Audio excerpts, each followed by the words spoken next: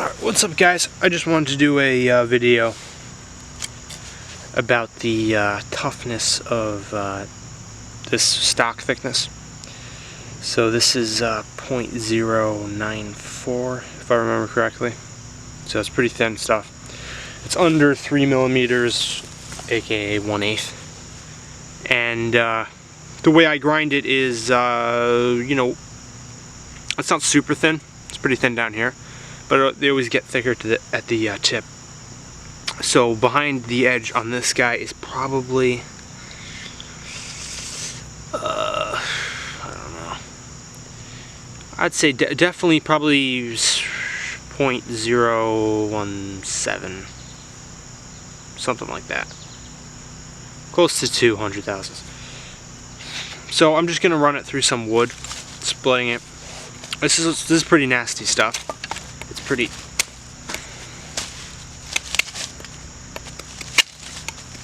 It's just really really tough. This isn't as bad. That's the skin on top though. This still isn't bad. I don't know what this is. Maybe maple or something. That's oak, I think. So run it through this stuff. Now obviously it's limited by the size, but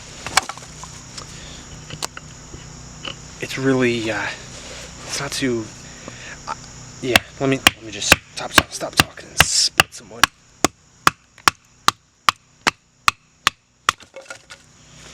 All right. He has no problems doing that type of stuff.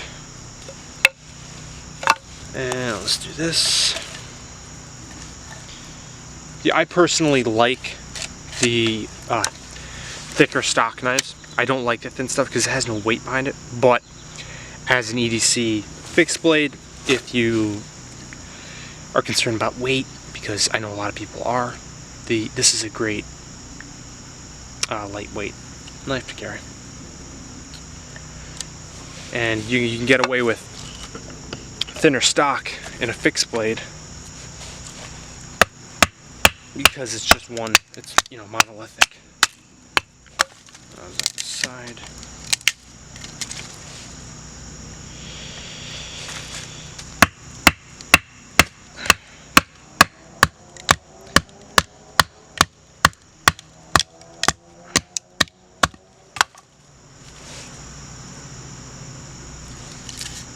Just seeing if it's bending. Not really. The thing is, when you have such a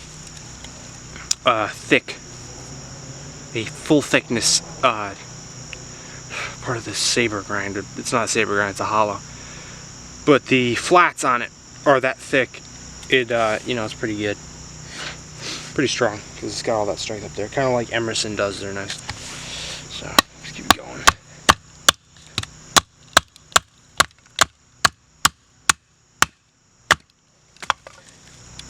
This is some nasty stuff. Really not bending either. I guess you'd need a wider piece, but obviously you can't really.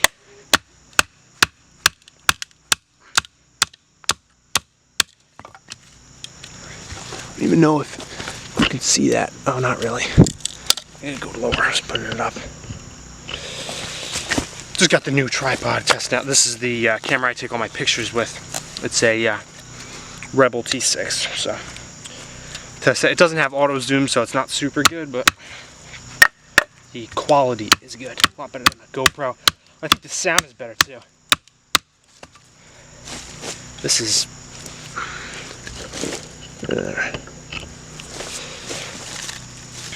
doesn't help that I'm hammering into the dirt. A lot of the energy just goes straight into the dirt. This is in Z-Wear at 62 to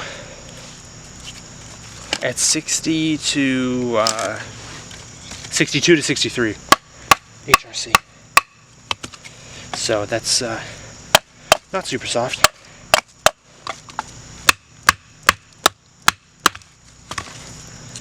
I don't know if I'm going to be able to make it down to the bottom. It's getting stuck in here.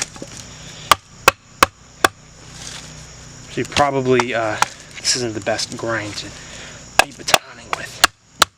It has zero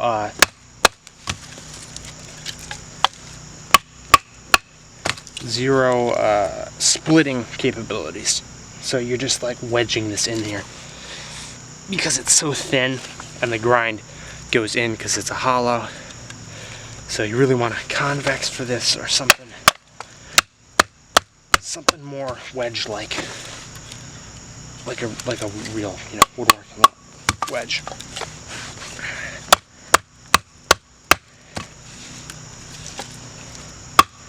Yeah, as I said, this is really nasty stuff, but it makes really good coals, so it's good for burning.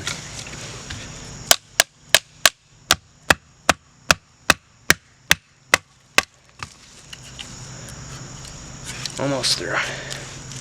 It's a good test. Stuff is no joke.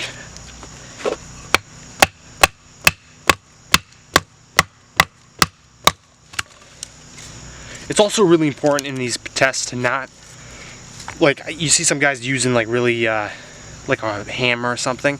That does a lot of damage, additional damage when batoning and stuff. Or you want to use something fairly soft. Almost through. Because it just, in a side whack, it's not going to be a fatal, not fatal, but structural failure instantly when you, a massive side whack between the pressure from the wood and then the batoning of it. Yeah, you have a lot better luck. There you go. That's that.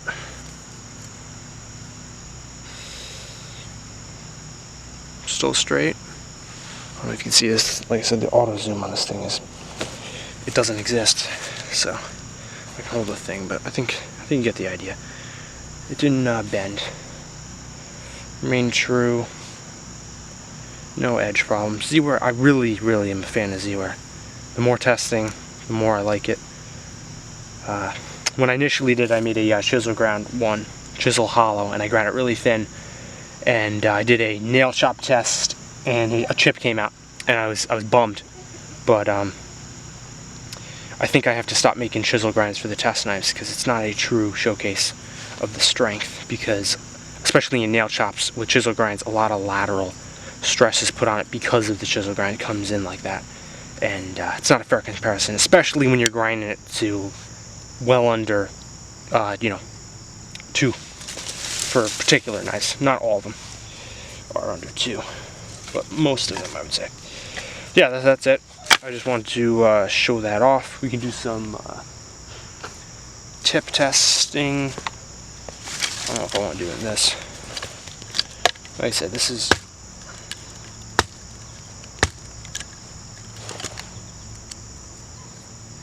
This is 62 to 63.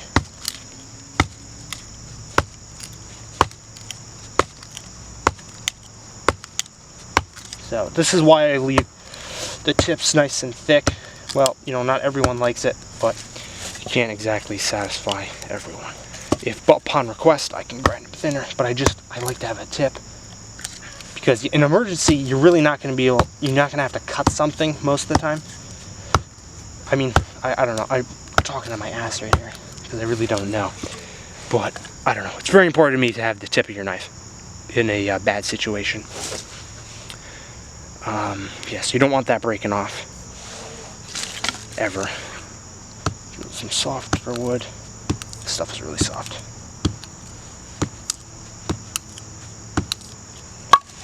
Yeah, so nothing at all.